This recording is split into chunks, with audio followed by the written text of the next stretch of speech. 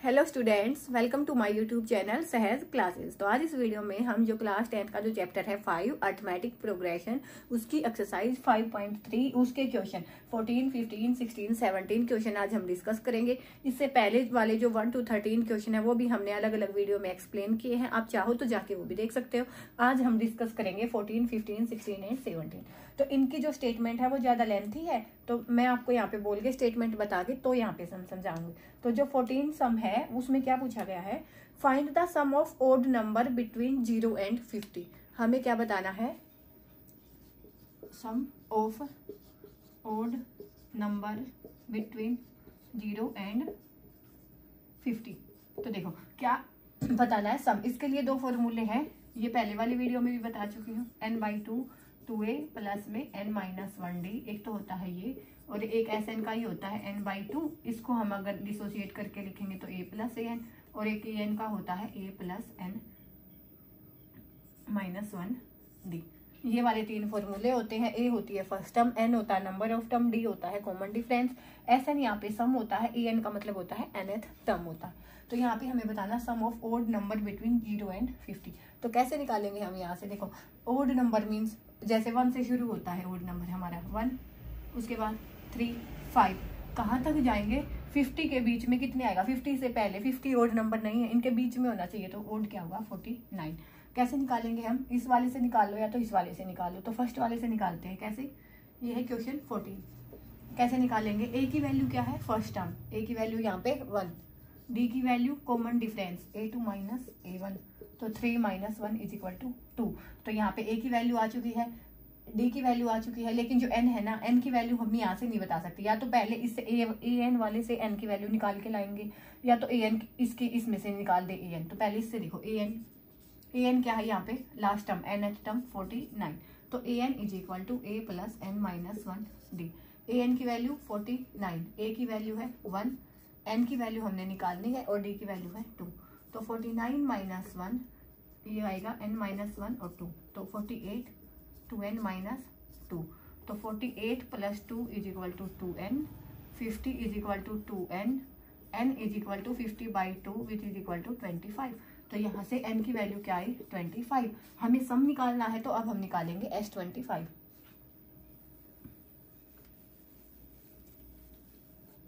हमें क्या निकालना है S25। तो क्या आएगा n/2 25/2 इंटू में 2a, 2a के प्लेस पे है 1 प्लस में n-1, n के प्लेस पे है 25 माइनस 1 और d के प्लेस पे है 2। तो ये आएगा 25/2, 2 प्लस में यहाँ पे 24 मल्टीप्लाई 2, तो यहाँ से 25/2, 2 प्लस में 48, तो यहाँ से 25/2 मल्टीप्लाई में 48 और 2 50, तो ये 25। तो यहाँ से 25 मल्टीप्लाई 25 625।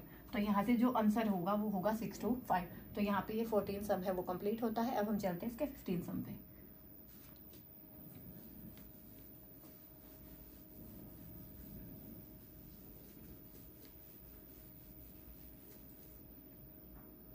क्वेश्चन 15 में हमसे क्या पूछा गया है, A contract on construction job specifies a penalty for delay of completion beyond a certain date follow as ₹200 for the first day।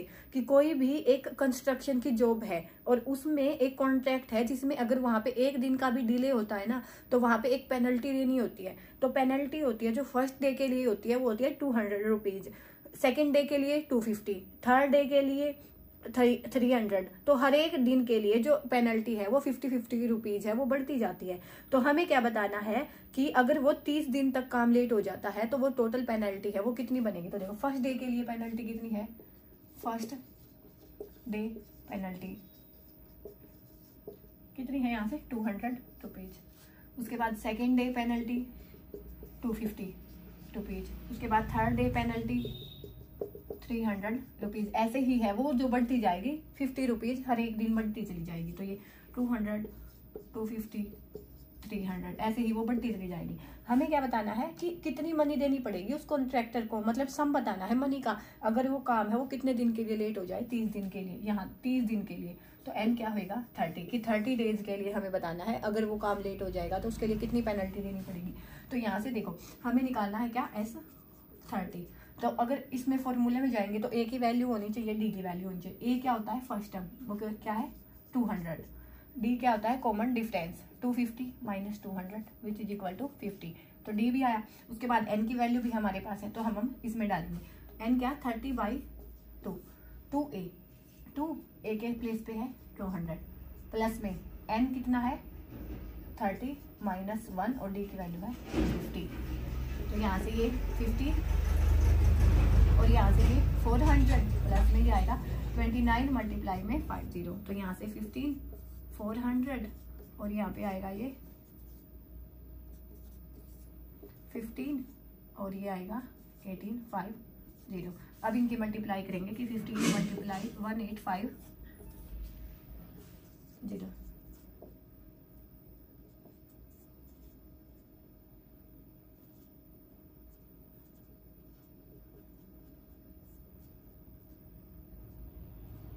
तो ये आएगा 27,750 रुपीज़।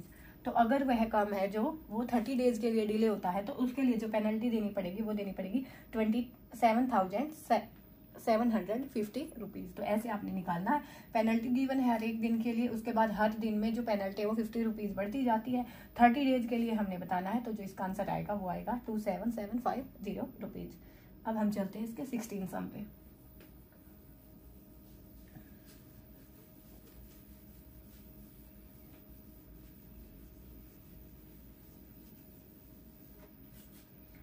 सम में क्या है, a sum of ₹700 is to be use to give 7 prizes, की total sum है 700 rupees. उसमें से हमें प्राइज देने हैं 7 कैश प्राइज वहां पे देने हैं, कोई भी स्कूल परफॉर्मेंस है उसमें। If each prize is 20 less than its preceding prize, find the value of each prize.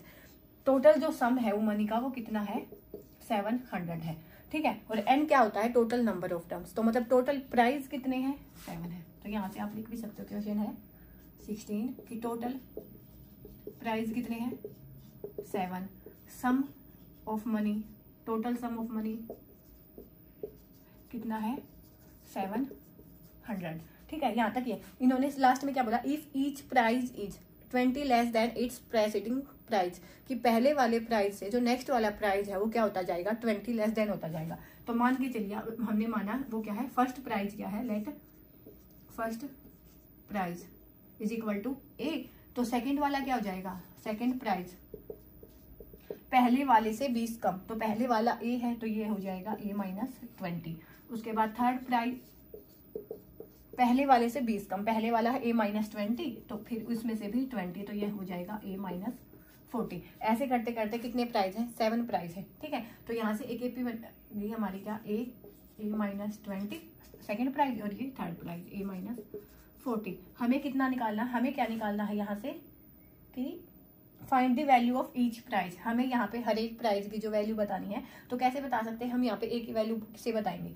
S7 की वैल्यू हमें यहाँ पे गिवन है 700, तो सिंपल इस फॉर्मूले में डालेंगे कैसे कि S7 है तो क्या आएगा n/2 7/2 2a, ए क्या है first term which is equal to a, first term a ही है, प्लस में n कितना है 7 माइनस 1 और d क्या होता है common difference A2 minus A1, तो a माइनस 20 और माइनस में a, तो a से a कैंसिल, d क्या आएगा माइनस के 20।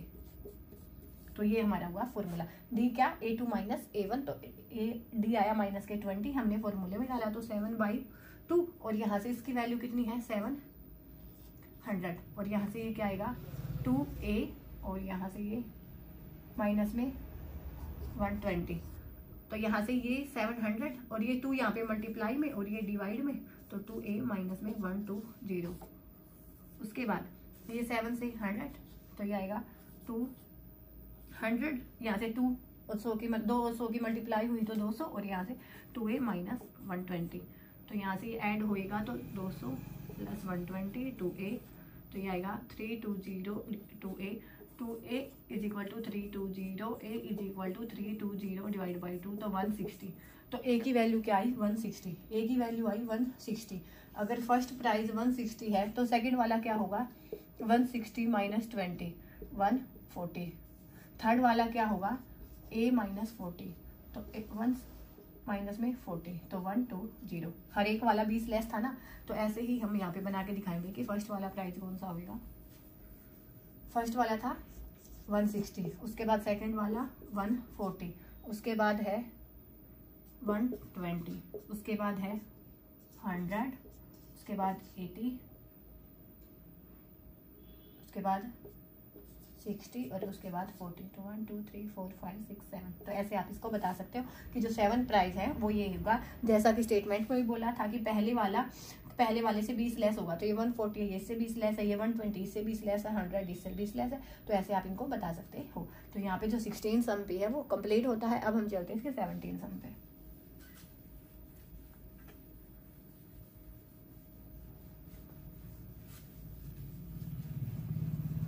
तो इसके 17 सम में क्या है, in a school student thought of planting trees in and around the school to reduce air pollution. कि कोई भी स्कूल है, वहाँ पे जो स्टूडेंट है वहाँ पे वो पेड़ पौधे लगाना चाहते हैं, स्कूल के अंदर भी और बाहर भी। It was decided that number of trees that each section of each class will plant. कि हर एक क्लास का एक सेक्शन होगा, वो एक प्लांट करेगा। Will be same as the class in which they are studying. कि जिस क्लास में वो पढ़ेंगे उतने ही ट्रीज है वो प्लांट करेंगे। कैसे, अगर कोई क्लास फर्स्ट में पढ़ता है तो मतलब वहाँ पे वो एक पौधा ही प्लांट करेगा। अगर कोई क्लास सेकंड में पढ़ता है तो वहाँ पे वो 2 पौधे प्लांट करेगा। अगर क्लास थर्ड है तो 3, ऐसे ही क्लास 12 है तो 12 पौधे है वो प्लांट करेगा। ठीक है, उसके बाद क्या है कि ए सेक्शन, हाँ ठीक, इतना हो गया। उसके बाद क्या है, there are 3 section of each class. हर क्लास के 3 सेक्शन है। तो देखो कैसे बताएंगे हम यहाँ से। हमें क्या बताना है कि हाउ मैनी ट्रीज, कितने टोटल जो पेड़ पौधे हैं वो प्लांट किए। तो 4 क्लास फर्स्ट। अब क्लास फर्स्ट है, उसके हिसाब से उसने एक प्लांट लगाना है और उसके 3 सेक्शन है, तो मल्टीप्लाई बाई 3। अब क्लास सेकंड के लिए देखेंगे तो क्लास सेकंड मीन्स वो 2 प्लांट लगाएगा और उसके 3 सेक्शन है तो 6। अब ऐसे ही हम चलेंगे क्लास थर्ड के लिए। तो क्लास थर्ड के लिए थर्ड के हिसाब से वो लगाएगा 3 प्लांट और सेक्शन है 3, तो 3 3 जा 9। तो हम इसको लिखेंगे 3 6 9, ऐसे चलता चला जाएगा। हमें बताना टोटल जो क्लासेज है वो कितनी है, 12 है। तो उसके हिसाब से जो n की वैल्यू आएगी वो आएगी 12। हमें बताना है कि जो टोटल प्लांट होंगे वो कितने लगे होंगे। तो देखो 12 क्लास है, अब क्लास 12 के भी 3 सेक्शन है, तो 12 मल्टीप्लाई 3 36। तो यहाँ पे क्या आया 36। तो यहाँ से हम निकालेंगे कैसे, a की वैल्यू क्या आई 3, d की value 6 minus 3 is equal to 3। हमें क्या बताना है S12 के टोटल प्लांट कितने लगे होंगे। तो n/2 12/2 2a 3 प्लस में n की वैल्यू 12 माइनस 1 d के प्लेस पे 3। तो ये 6 और 33, 6 मल्टीप्लाई 39, तो 4 2 3 4। तो यहाँ से जो आंसर आएगा वो आएगा 2 3 4। तो यहाँ पे जो क्वेश्चन 14 15 16 17 है वो कंप्लीट होता है। नेक्स्ट वीडियो में मिलेंगे नेक्स्ट क्वेश्चन के साथ। तब तक के लिए धन्यवाद। Thanks for watching my video.